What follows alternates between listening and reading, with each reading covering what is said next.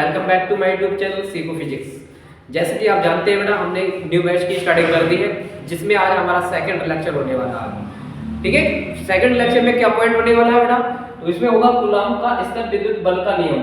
किसका? कूलाम का स्तर विद्युत बल का नियम है। ठीक है, तो चलते हैं बेटा आगे। ये हो चुका होगा जड़ में, अब युग बदलने की तैयारी है। जीत उसी की होगी संघर्ष जिसका जारी है। जो पसीना आएगा मैदान जीत ले जाएगा।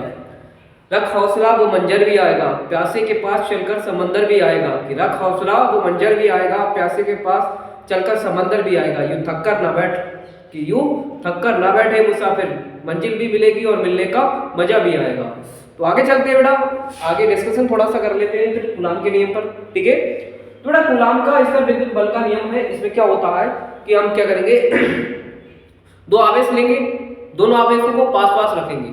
जब आवेश को पास पास रखते हैं तो उनके बीच में आकर्षण या प्रतिकर्षण बल लगने लगता है। सही, जिसे हम बोलते हैं स्तर विद्युत बल। ठीक है, इसे क्या बोलेंगे? स्तर विद्युत बल बोलते हैं। ठीक है, जैसे कि मैं ले लेता हूं, मैंने मान लिया दो आवेश है मेरे पास इस तरीके से, एक ये है और एक आवेश ये है। ये प्लस का क्यू आवेश यहाँ पे ले लिया और ये माइनस का मैंने क्यू आवेश यहाँ पे ले लिया। और इन दोनों को हमने कितनी दूरी पर रखा है बेटा? हम दोनों को आर दूरी पर रख लेते हैं। तो बेटा ये दोनों आवेश हैं, एक दूसरे को पास पास रखा। अब भाई पास पास रखा तो इनके मध्य में क्या होने लगेगा? एक बल लगेगा। इससे बोल इनके मध्य में एक बल होगा, वो आकर्षण बल भी हो सकता है, प्रतिकर्षण बल भी हो सकता है। ठीक है, और इसी बल को ही क्या बोलेंगे? स्तर विद्युत बल। क्या बोलेंगे? स्तर विद्युत बल बोलेंगे। ठीक है, तो बेटी इससे डेफिनेशन क्या बनती है? तो पहले तो थोड़ा सा लैंग्वेज लिख लो इसकी, कि जब दो आवेशों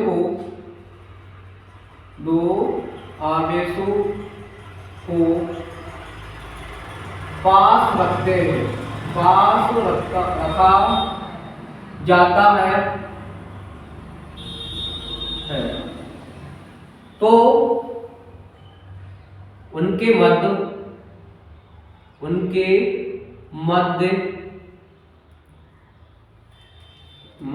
एक आकर्षण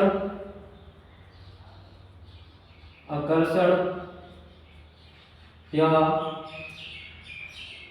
प्रतिकर्षण बल कार्य करता है, बल कार्य करने लगता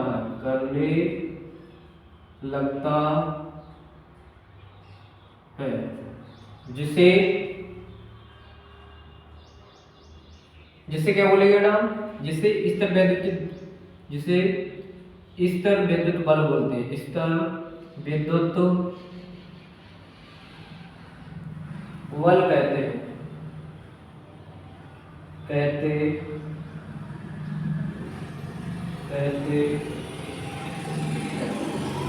तो आई होप की ये बात समझ में आई होगी। हम दो आवेश को रखेंगे, ठीक है, एक दूसरे को पास पास रखा, आर दूरी पर रखा, तो इनके मध्य क्या होने लगेगा? एक बल कार्य करने लगेगा, जिसे बोलेंगे स्थिर विद्युत बल बोलेंगे। दूसरी बात बेटा, ये जो स्थिर विद्युत बल तो लगेगा, मान लिया इसके बीच, इन दोनों के बीच मध्य में बल लगेगा F। ये जो बल F होगा ना, F बल जो होगा वो इन दोनों आवेशों के गुणन के तो अनुक्रमानुपाती होने वाला है। दोनों के गुणनफल के तो अनुक्रमानुपाती होगा, लेकिन बीच की दूरी के वर्ग के व्युत्क्रमानुपाती होगा। से मतलब ये जो बल लग रहा है, ये वाला जो बल है, ये जो बल होगा वो दोनों आवेशों को, Q1 और Q2, दोनों आवेशों के तो गुणनफल के वर्ग अनुक्रमानुपाती होगा, जबकि इनके बीच की दूरी के वर्ग के व्युत्क्रमानुपाती होगा। ठीक है, बात समझ आ गई आपको? तो बेटा इसके डेफिनेशन हम क्या बोलेंगे? तो लेंगे कूलाम के नियमानुसार, कूलाम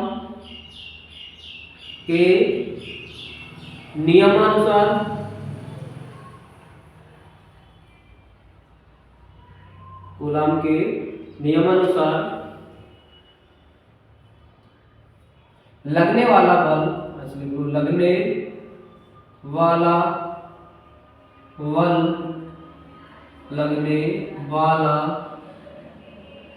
बल दोनों आवेशों के दोनों आवेशों के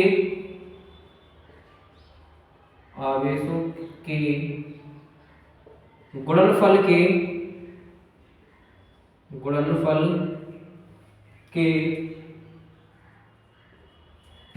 के तो कैसे होने वाला है, अनुक्रमानुपाती होने वाला है, अनुक्रमानुपाती होता है, तथा बीच की दूरी दोनों के आवेश, दोनों आवेश है, इन दोनों आवेशों के बीच की दूरी तथा दोनों आवेशों के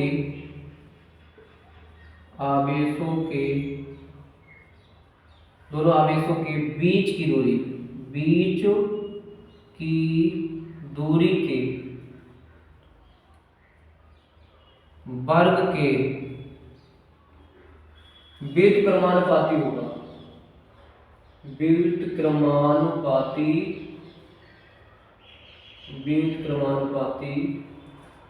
होगा। ठीक है, तो अगर इससे समीकरण 1 डाल लें और इससे समीकरण 2 डाल लेते हैं, ठीक है, तो आप लिखेंगे समीकरण 1 व समीकरण 1 व 2 से क्या बनेगा, F बराबर Q1 Q2 बटे का R स्क्वायर। तो आप जानते हैं समानुपाती साइन हटाएंगे तो कोई एक नियतांक लेना पड़ता है, और क्यों नियतांक हम क्या मान लेंगे, के ले लेते हैं। ठीक है, हमने के मान लिया, नियतांक लेते हैं, तो ये के क्या होगा, F बराबर के Q1 Q2 बटे के R स्क्वायर होगा। जहां मैं बात करूं, जहां जो के है बेटा, जहां के क्या रहने वाला, के क्या रहेगा, स्तर वैद्युत नियतांक। ठीक है, जहां के स्तर वैद्युत नियतांक है, स्तर वैद्युत नियतांक है से स्तर वैद्युत नियतांक है। अब बेटा मैं बात करूं निर्वात में, चलो बाद में, पहले इसके छोड़ ले लो। ठीक,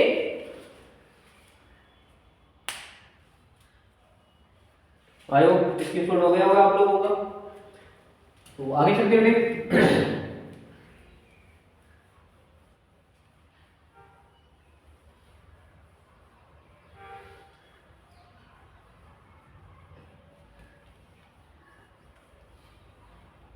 जो निर्वात में बेटा हम लिखेंगे निर्वात या वायु में, निर्वात या वायु में, निर्वात या वायु में क्या होगा बेटा, निर्वात या वायु में बल क्या मान होने वाला बेटा, F जो के होगा उस समय के जो हो जाता है बेटा वो 1/ε0 4 पाई एप्सिलॉन नॉट के बराबर होता है। सही, और एप्सिलॉन नॉट के बराबर हो जाता तो बनेगा F बराबर क्या हो जाएगा, 1/4 pi epsilon not Q1 Q2 बटे के R स्क्वायर हो जाएगा। ठीक है, ये इसका मान हो जाएगा। तो यही हमारे यही कूलॉम का नियम है। ये बेटा क्या है, कूलॉम का नियम है। ठीक है, आगे मैं बात करता हूं बेटा, थोड़ा सा बेसिक बातें और नोट करके लिख लो आप। नोट में क्या लिखेंगे, तो 1/4 पाई एप्सिलॉन नॉट होता है बेटा, इसका जो मान होता है 9 × 10⁹ न्यूटन मीटर स्क्वायर प्रति कूलॉम स्क्वायर होता है। से आगे मैं बात करूँ एप्सिलॉन नॉट की, तो जो एप्सिलॉन नॉट है, इस एप्सिलॉन नॉट का मान कितना होता है, तो इसका होता 8.85 × 10⁻⁻12 कूलॉम स्क्वायर प्रति न्यूटन मीटर स्क्वायर होता है। ठीक है, जहां जो है, जहां हम बोल सकते हैं, जहां एप्सिलॉन नॉट क्या होती है, निर्वात या वायु की